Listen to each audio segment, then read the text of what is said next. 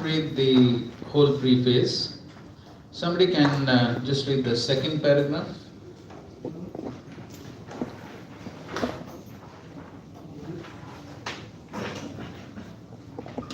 Human society at the present moment is not in the darkness of oblivion. It has made rapid progress in the fields of material comforts, education, and economic development throughout the entire world. But there is a pinprick somewhere in the social body at large, and therefore there are large scale quarrels, even over less important issues. There is need of a clue as to how humanity can become one in peace, friendship, and prosperity with common cause. Srimad Bhagavatam will fill this need, for it is a cultural presentation for the re-spiritualization of the entire human society. Yes. So here, Srila Prabhupada is writing that there has been a lot of progress made in so many different fields, political, economic, and so many fields there has been apparent progress. But still he says there is a pinprick. That means there's a fault somewhere. As a result of which, in spite of all the so-called advancement, still we find that there are large-scale quarrels, even over less important issues. So that's the characteristic of Kali Yuga, of course. Kalaha, quarrel and hypocrisy. And so therefore he says that there is a need in human society to establish peace, friendship, prosperity. But that can be based only on a common cause, on a common center. Then only it is possible to establish that peace and prosperity. And then Srila Prabhupada writes this beautiful statement, Srimad Bhagavatam will fill this need, for it is a cultural presentation for the re-spiritualization of the entire human society.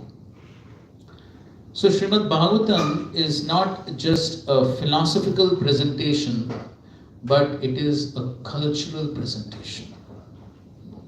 And as we study the Srimad Bhagavatam, we will see that this culture and philosophy go hand in hand.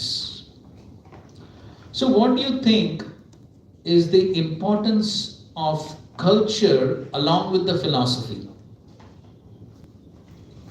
Why is it not sufficient to just understand the philosophy? Why there needs to be a culture along with the philosophy? Any thoughts? Yes, Mars. Culture is the application of philosophy. Okay, culture is an application of the philosophy. Good point. Something else, Sandhya? Culture actually holds the philosophy, so that the way the bottle holds the water, so it's like that is needed for keeping that thing for ages together. Okay, very good point. So the culture holds the philosophy. So somebody would like to elaborate a little more on how the culture holds the philosophy. Somebody would like to expand a little more? Yes, please. Philosophy can be diverted in due course of time, but Mhm. there is a practice from the culture we can get it back towards the philosophy. Okay, that's also a very good point. So yes, so the philosophy could be lost, but then when there's a culture, we can get back the philosophy. Okay, good point. Something else? Yes, ma'am. Philosophy without culture will be kind of mental speculation, which may move in any direction, any random direction. Okay, very good point. Yes, Prabhupada does write that philosophy without religion or culture is mental speculation. Yes, then it could be only speculation. That's right. Something else? Yes, ma'am. Culture can be followed even by illiterates. Philosophy can be not by everyone. Okay, culture is something which everyone can follow, irrespective of whether one has that philosophical understanding or not. That's also a correct point. So yes, so the culture creates the appropriate platform or an environment in which the philosophy can actually be understood and appreciated. And as Mukund Mahaprabhu was rightly pointing out, and as His Holiness Subhak Swami Maharaj also was telling in the morning, he was speaking about how ultimately our practices should lead to Three things he was telling. Maharaj was telling in the morning. Somebody recollects?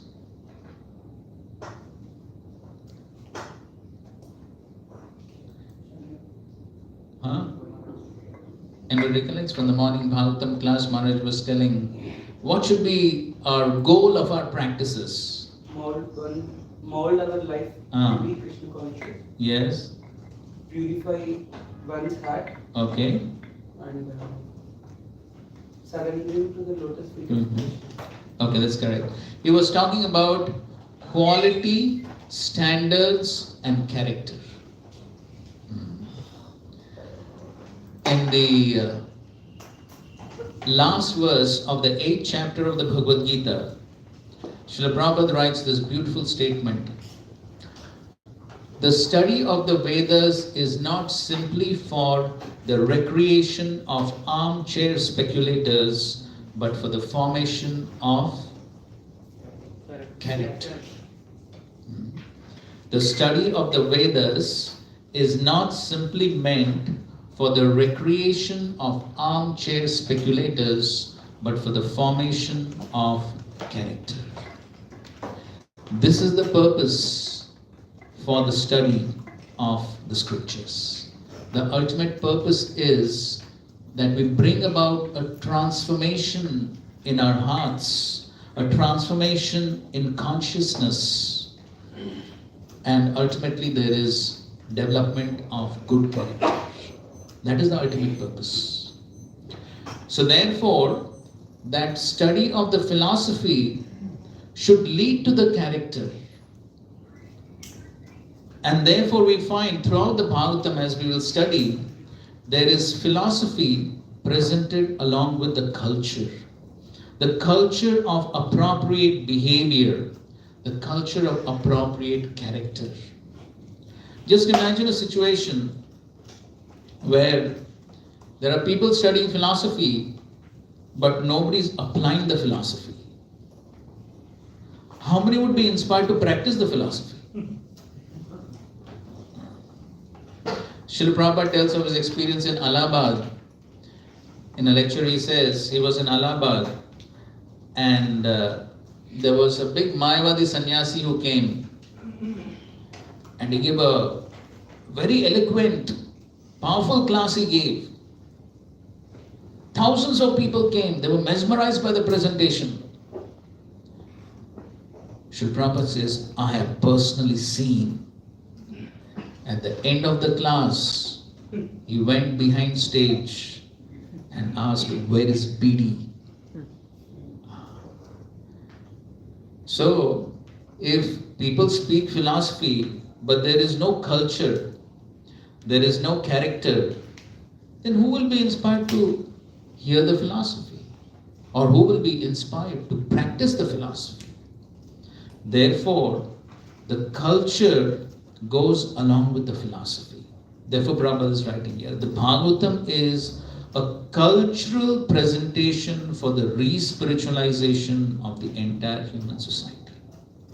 And therefore, as we study the Bhagavatam, appreciating the culture should go hand in hand along with the study of the philosophy.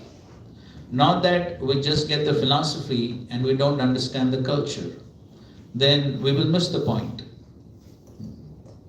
And therefore, as Prabhupada writes, the study of the scriptures is meant for a transformation of the character. There has to be a transformation of the consciousness. There has to be behavioral changes that take place as a result of the study of the philosophy. Then Srila Prabhupada writes, Srimad Bhagavatam should be introduced also in the schools and colleges, for it is recommended by the great student devotee Prahlad Maharaj in order to change the demoniac face of society. And then it's quoting Kaumaracharya Prabhu. Okay, we'll go a little bit ahead.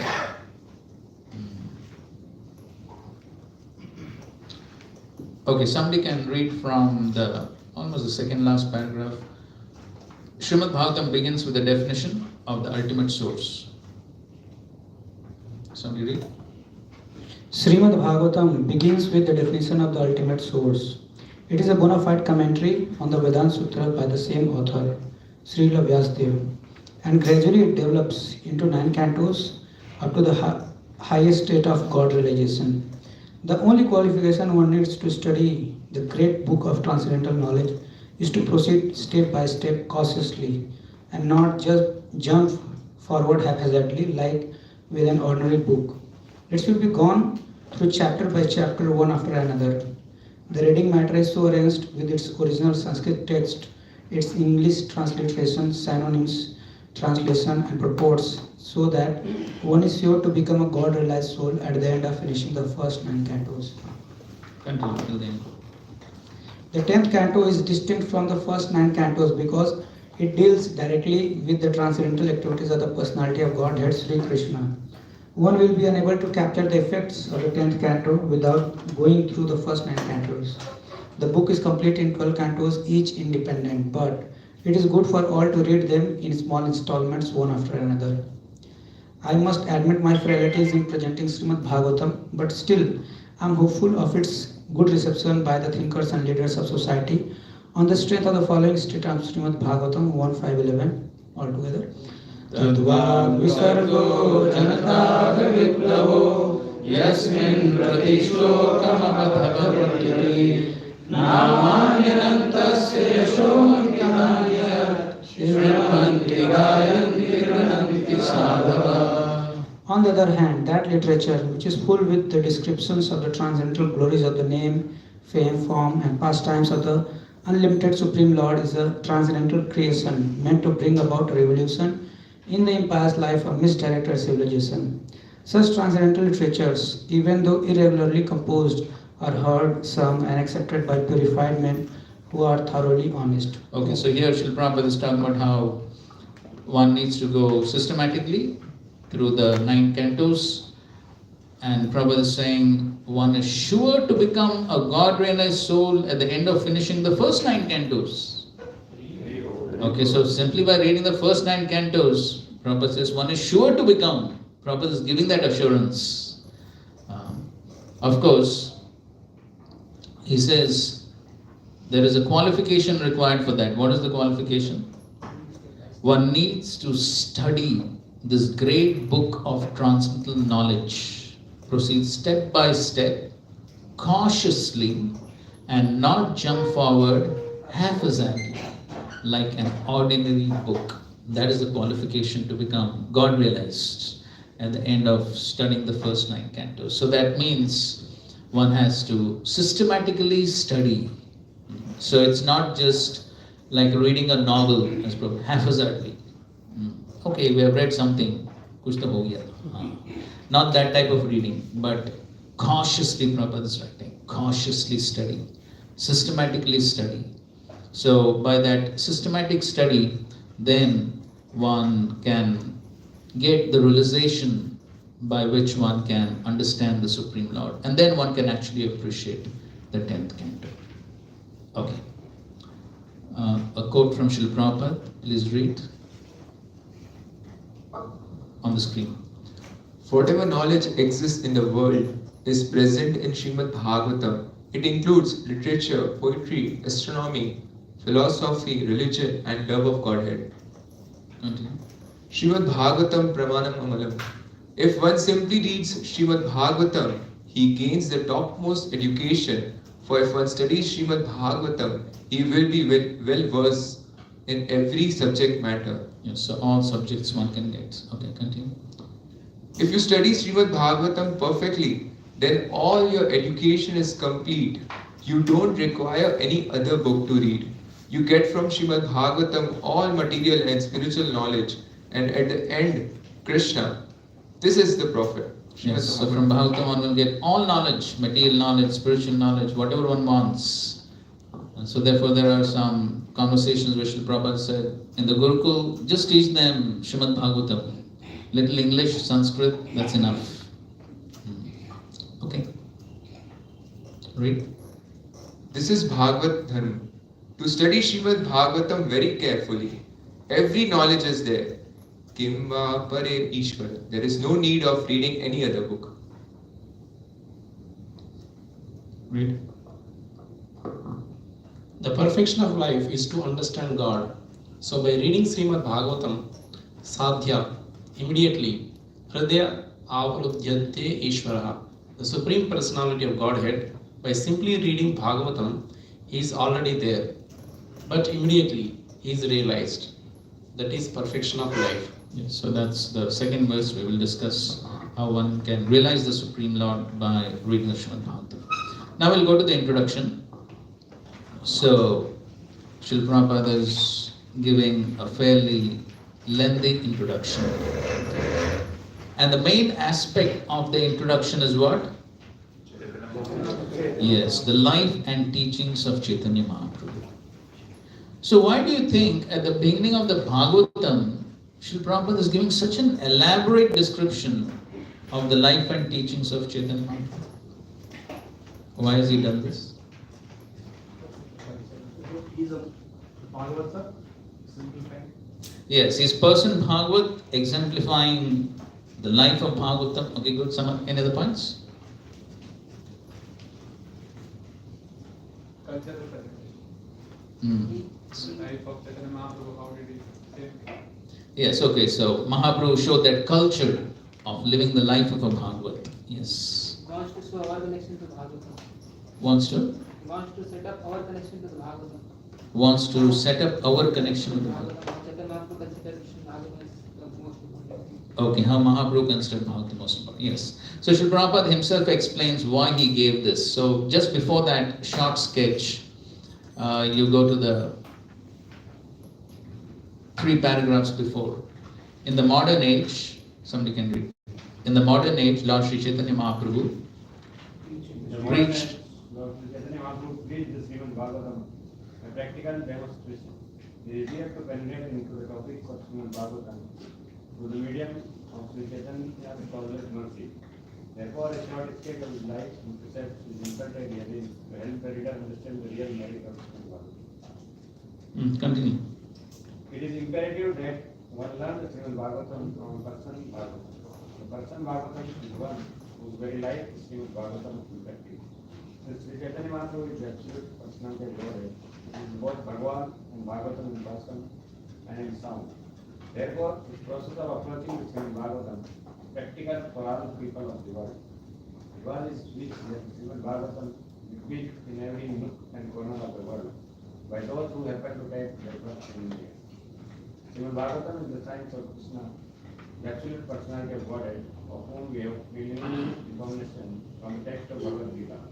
Sri Chaitanya Mahaprabhu has said that anyone, regardless of what he is well versed in the science of Krishna, Srimad Bhagavatam and Bhagavad Gita, can become an authorized teacher or preceptor in the science of Krishna. There is a need for the science of Krishna in the human society for the good of all suffering humanity of the world. And we simply request the leaders of all nations to pick up the science of Krishna for their own good, for the good of society and for the good of all world people. So as Srila Prabhupada says that it is easier to penetrate into the topics of the Srimad Bhagavatam through the medium of Sri Chaitanya's causeless mercy. So therefore one can understand the Bhagavatam only by the mercy of Sri Chaitanya Mahaprabhu, the mercy of the Supreme Lord. Only by the mercy of the Supreme Lord can one actually understand the Bhagavatam. And of course, before that he says, Sri Chaitanya Mahaprabhu preached the Srimad Bhagavatam by practical demonstration. So he lived the life of the Bhagavatam. And so he says, the person Bhagavatam is one whose very life is Srimad Bhagavatam in practice.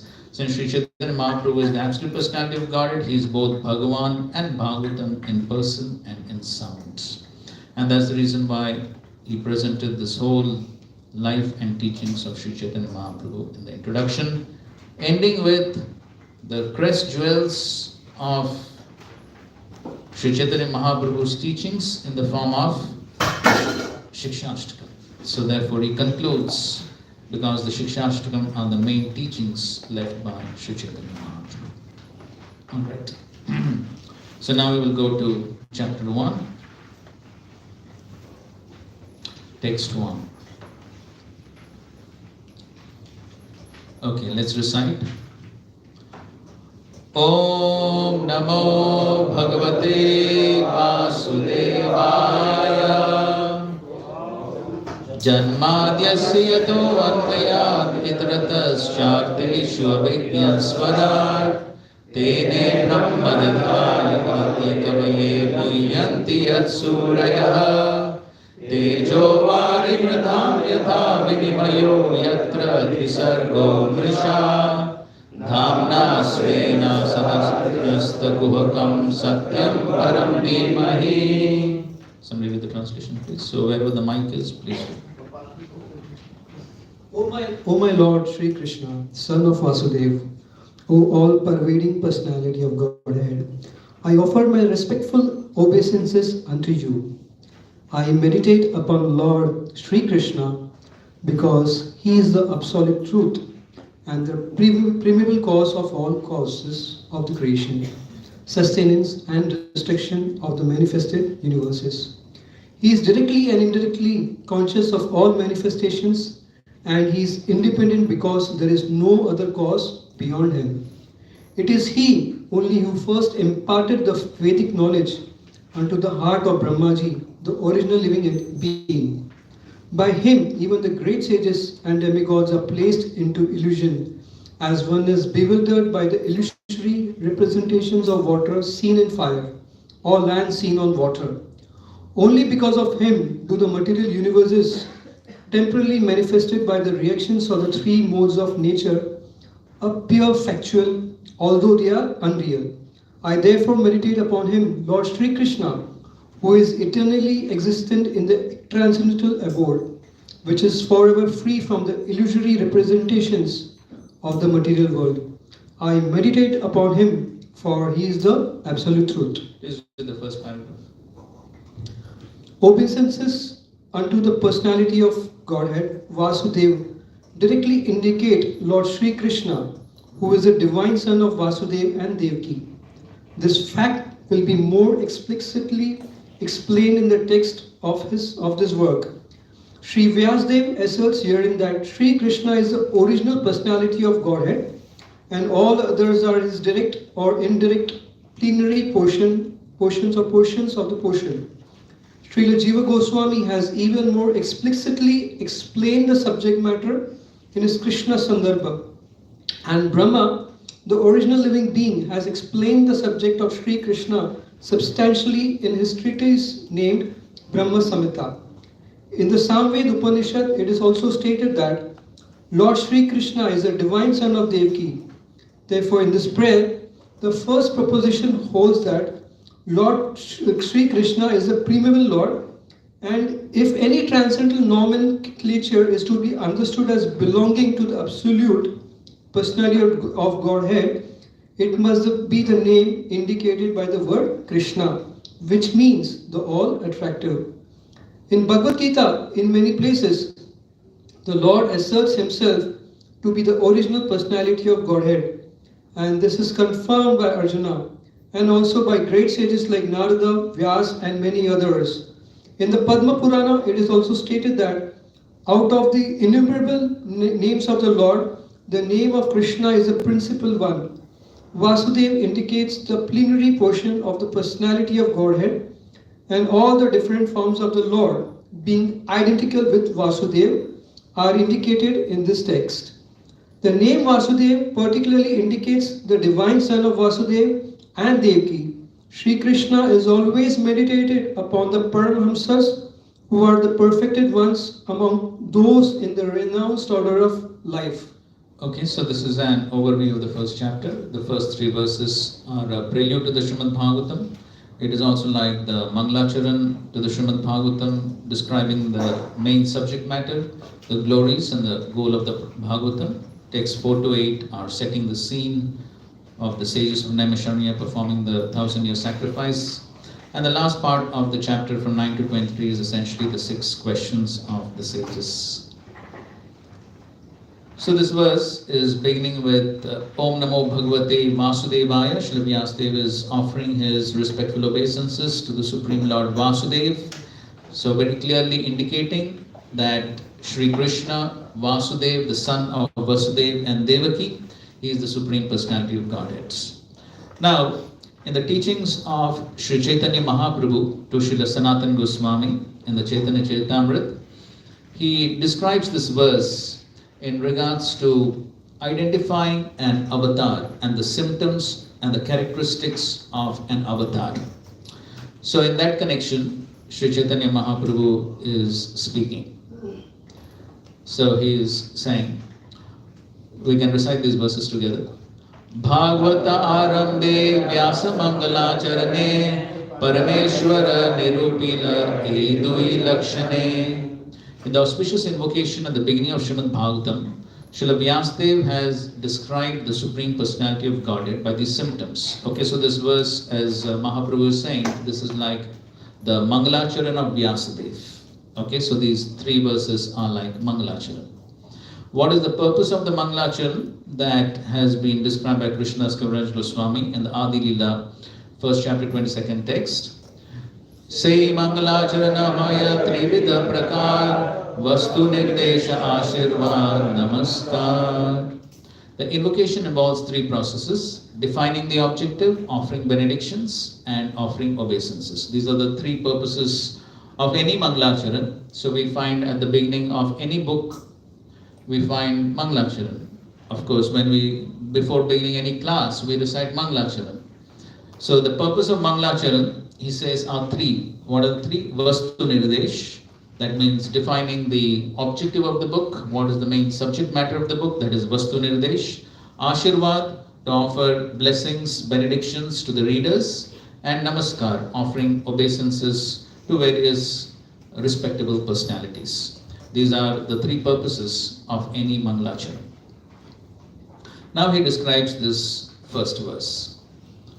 Akriti Prakriti Swarupa Swarupa Lakshana Karya Dvara Jnana E Tatastha Lakshana. Bodily features, nature and form are the personal characteristics. Knowledge of his activities provide the marginal characteristics. So he says that this first verse can be divided in two aspects. There is Swarup Lakshan and Tatastha Lakshan of the Supreme Absolute Truth that have been described in this verse. So what are the Swarup Lakshan? What constitutes the Swarup Lakshan? Akriti, Prakriti and Swarupa. So Akriti refers to the bodily features. Prakriti refers to the nature, spiritual nature, material nature. And Swarupa, the Swarupa, the form. So these three are included in the Swarup Lakshan. And Tatastha Lakshan are Karya Dvara Jnana. The knowledge about the Supreme Lord's activities constitute the Tatastha Lakshan. So Srila Prabhupada is giving a commentary to this verse, which is essentially the first verse of the Srimad Bhagavatam. So please read. This verse quoted from Srimad Bhagavatam 1.1.1 links the Srimad Bhagavatam with Vedanta Sutra with the word Janmadi Yasya. It is stated that Supreme Personality of Godhead, Vasudeva, is the absolute truth beyond the material creation. This has been accepted by all Acharyas. Even Sankaracharya, the most elevated impersonalist, says in the beginning of his commentary on the Bhagavad Gita, Narayana Para Avyakta, when this material creation is not yet manifested from the Mahat Tattva, it is called Avyakta. And when it is demonstrated from the total energy, it is called Vyakta. Narayana, the Supreme Personality of Godhead, is beyond this Vyakta Avyakta, manifested and unmanifested material nature. This is the chief qualification of the Supreme Personality of Godhead when he assumes a particular incarnation. Continue.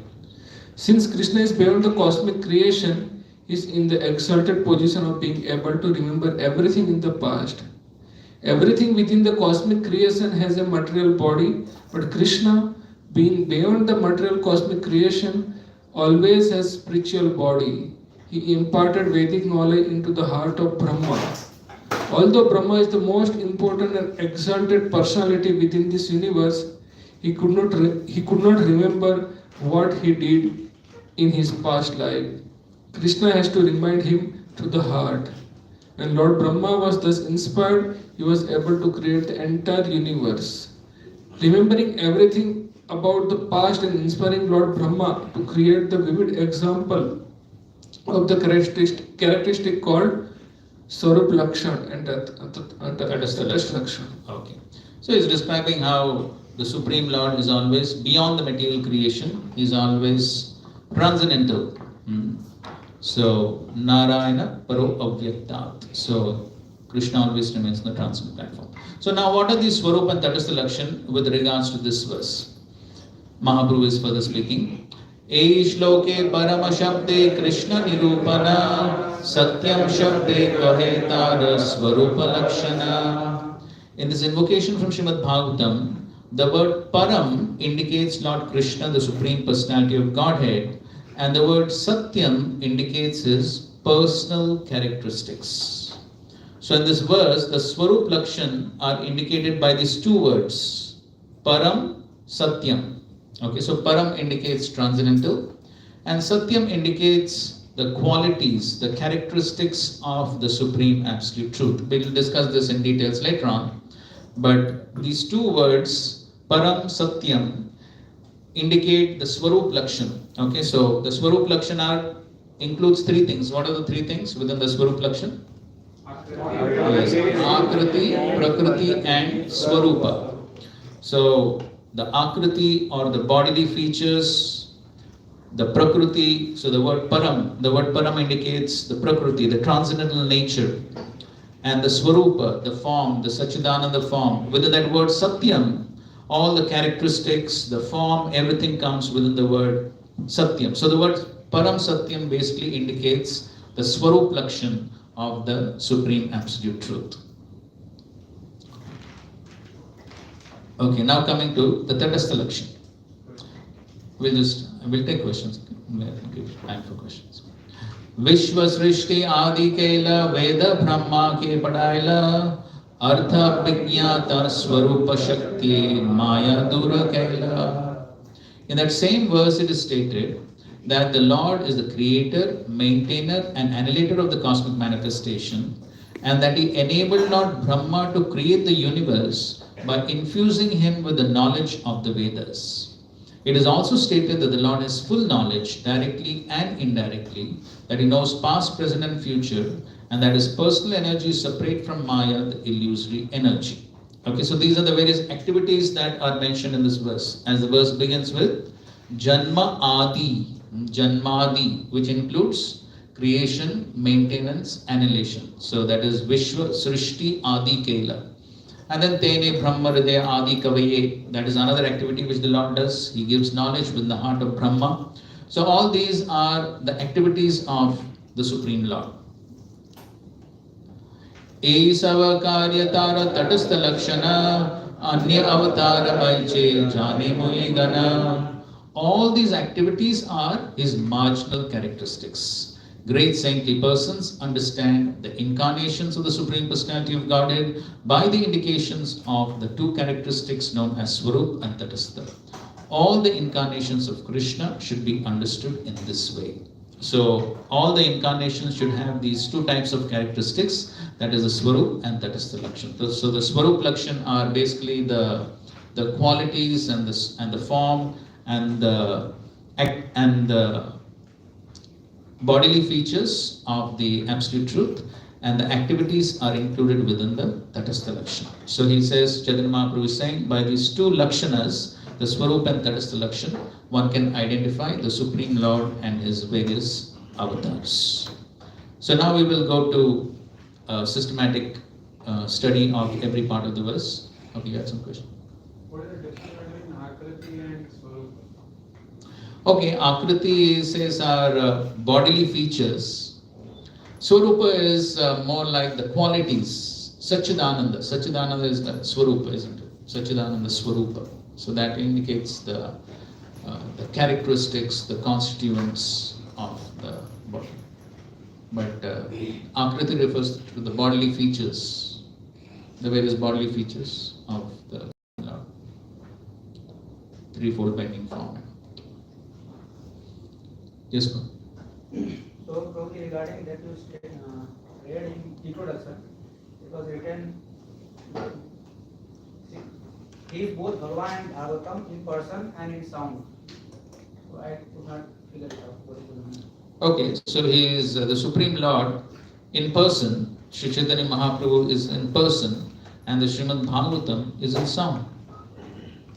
The Srimad Bhagavatam is sound vibrational. So in sound vibration, the Lord first spoke the Srimad Bhagavatam to Brahma. So that's in sound. But the Srimad Bhagavatam in sound is not different from the Supreme. Alright. So this first verse is Swarup and Tatastha Lakshana of an incarnation of the Supreme Personality of Godhead. Yeah, Supreme Lord or his incarnation. So here, of course, he's speaking about the Supreme Absolute Truth, Vasudeva. But then all the incarnations also, as he says, will have both these Swarup and Tatastha. What is the difference between Prakriti and Swarup? Yeah, Prakriti is basically nature, material, spiritual. That is Prakriti. We talk about external energy, internal energy, that refers to Prakriti, isn't it? So the Lord's body is not affected by the material energy. It's always transcendental, spiritual. Yes, Nimana? This, in the introduction, this translation, one line, this word comes unreal. Where? In the translation of this verse. Okay. It's unreal. Yeah, we'll come to that discussion. As we proceed. Means there would be many verses telling the Swarup and Tatastha Lakshana. Why we are discussing the first verse in terms of that? Because Mahaprabhu has spoken. As we just read in the introduction, we're supposed to understand the Bhagavatam through Sri Chaitanya Mahaprabhu. And that is what we're trying to do. So because Mahaprabhu has spoken, he has given reference to this verse and he is discussing this verse in terms of the Swarup and Tatastha Lakshana. So because Mahaprabhu has done it, we are doing it. But every Purana has these 5 subjects, grace and kings. So in addition, Bhagavatam has 5 more subjects. Yes, the Srimad Bhagavatam being a Mahapuran has all the 10 subjects. So as Jiva Goswami is describing, that the 5 are the main. He says all 10 are described to some degree, but in the ordinary Puranas, these 5 are the main subjects. But the other subjects also may be covered in lesser proportion. Okay. Prabhu, Akriti of Supreme Lord is spiritual. Yes, Akriti is referring to the bodily features. Bodily features, but that those bodily features are transcendental. Correct. Definitely. So it will be like, Prakriti of Akriti is transcendental. See, Akriti refers to the various bodily features. Bodily features of Krishna. Alola Chandra Kalasadva Namali Mamshi. That is all bodily features, correct? And Prakriti refers to spiritual nature. Alright. Okay. So now let's proceed. Okay, we'll take more questions later. Maybe many of your questions may get answered as we proceed. So now this first verse, it's actually Bhaktisiddhanta Saraswati Thakur spoke on this verse for how long? Huh? I heard 3 months, right? Okay, whatever it is. But he spoke on this verse for a very long time. So I don't know whether we have even 3 hours to speak on this one verse. But whatever it is, we will try to discuss whatever is possible within the limited time we have. But the point is that just this first verse has so much depth of understanding and meaning that one can discuss it from so many different angles. And the Acharyas have presented many different understandings and many different angles. But we will essentially try to stick to what Srila Prabhupada has presented within his commentary. That too is quite lengthy. Okay. So that itself will take a good amount of time. But our essential focus will be on Srila Prabhupada's commentary. Okay. So first of all, Om Namo Bhagavate Vasudevaya. So since the word Vasudeva has come, the Acharyas have given references to the Srimad Bhagavatam, 11th canto, 16th chapter, verse number 32, where Lord Krishna himself is speaking to Uddhav. Satvadam Navamurtinam Adi Murti Aham Para. So he says, my devotees worship me in 9 different forms, among which I am the original and primary Vasudev. Okay, so Vasudev is one of the forms of the Supreme Lords. Okay, this is Srila Prabhupada's lecture on the verse. Okay, please read. Om Namo Bhagavate Vasudevaya. So, Vyas Deva is offering his obeisances to Satyam Param, the absolute supreme truth, not to the relative truth. Everyone has to offer obeisances to somebody. Somebody in our practical life. At least we have to offer obeisances to the police constable. When you go on the street, as soon as they stop, so we have to obey. So how you can avoid obeying? They are saying that we don't believe in God. God is dead. I am God. But why you are offering obeisances even to the small constable? That means you have to offer your obeisances to somebody. That is your position. Yes, so one has to offer obeisances to somebody. Okay, so if not the Supreme Lord Krishna, then at least to a police constable one has to offer obeisances. That means one cannot avoid offering obeisances, one cannot avoid surrendering to someone. If one doesn't surrender to Krishna, one has to surrender to Maya. That is but a must. So here, Vyasadeva is teaching us to offer obeisances to the Supreme Lord Vasudeva. Okay, another of Prabhupada's quote. Vyasadeva is explaining what is Krishna. First of all, let us understand what is Krishna. Then we enter into the other information of Krishna. So our Krishna consciousness movement is against all this rascaldom. Continue. Be present. Here is God. Take his name. Take his address also. That is also. It is so perfect. They are searching after God. We are giving the name, address, activity, everything, quality, all. Srimad Bhagavatam 1:1:1. Yes. So the Bhagavatam is presenting all information about the absolute truth. So now the first thing is Janmadyasa Yataha. So the Supreme Absolute Truth. What are his activities? Janma Adi, that is creation, maintenance and destruction. Okay, read this. Janmadhyasya, that is the first Vedanta Sutra. The Srimad Bhagavatam is the natural commentary on Vedanta Sutra. Vedanta Sutra philosophy was expounded by Vyasadeva, Mahamuni, and thinking that in future so many fools and rascals will misuse the Vedanta Sutra as so-called Vedantis and send all people to hell. Therefore, he personally wrote this commentary on Vedanta Sutra, the Srimad Bhagavatam. Bhashyam Brahma Sutranam Vedartha Paribrahmita. This is Bhashya. Bhashya means commentary. Therefore, he begins from the first aphorism of Vedanta Sutra, Janmadhyasya Yataha. Yes, so Srila Prabhupada always explains that the Srimad Bhagavatam is a natural commentary on the Vedanta Sutra. So how he establishes that? The first aphorism of the Vedanta Sutra is Athato Brahma Jignasa. Okay, the second aphorism is Janmadyasya Yatha. So therefore, the Srimad Bhagavatam is also beginning with Janmadyasya Yatha. That shows that this is a natural commentary on the same Vedanta Sutra. Okay, so the first thing is explaining the activities Janmadyasya Yatha. So now, in this regard, Srila Prabhupada writes in his commentary. So please read the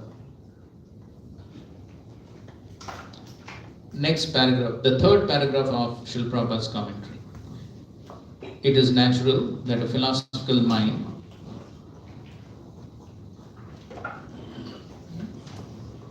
It is natural that a philosophical mind wants to know about the origin of the creation.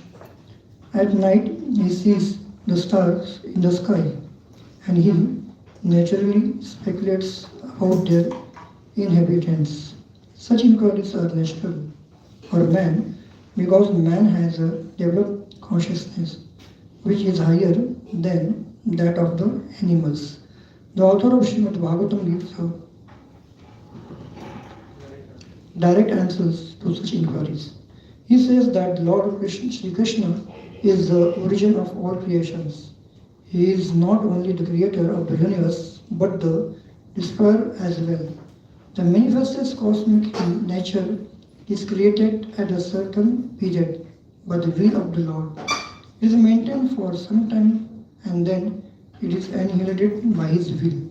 Therefore, the Supreme Will is behind all cosmic activities. Of course, there are atheists of various categories who do not believe in a creator, but that is due to a poor fund of knowledge. The modern scientist, for example, has created space satellites, and by some arrangement or others, these satellites are thrown into outer space to fly for some time at the control of the scientist who is far away. Similarly, all the universes with innumerable stars and planets are controlled by the intelligence of the personality of Godhead. So Srila Prabhupada is giving an example that how the scientists are able to create satellites and control them. So if an ordinary scientist is able to do that, then why the Supreme Lord, He cannot create unlimited universes by using His superior intelligence. So therefore in the next paragraph, Srila Prabhupada writes, but the Supreme Lord, comparing the Supreme Lord to the other living entities including Brahma, but the Supreme Lord or the Supreme Living Being has the greatest intelligence and He possesses supermost inconceivable energies of all different varieties. If a man's brain can produce a space satellite, one can very easily imagine how brains higher than man can produce similarly wonderful things which are by far superior. The reasonable person will easily accept this argument, the stubborn atheist who would never agree. Srila Vyasadeva, however, at once accepts the supreme intelligence as the Parameshwar, and he offers his respectful obeisances unto the supreme intelligence addressed as the Para or the Parameshwar or the Supreme Personality of Godhead. And that Parameshwar is Sri Krishna, as admitted in Bhagavad Gita and other scriptures delivered by Srila Vyasadeva, and specifically in the Srimad Bhagavatam. In Bhagavad Gita, the Lord says there is no other Paratattva Samam Gonam than Himself. Therefore, Sri Vyasadeva at once worships the Paratattva Sri Krishna, whose transcendental activities are described in the 10th canto. Okay, fine. So we will stop at this point and we'll continue our discussions at 2:30. We'd just like to take attendance before you leave.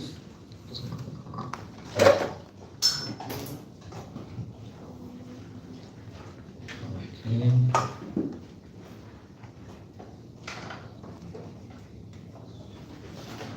Okay. Abhay Arjun Prabhu, Aditya Ram Prabhu, Advait Karuna Prabhu, Akshobhya Prabhu, Ananta Narsimha Prabhu, Anshuman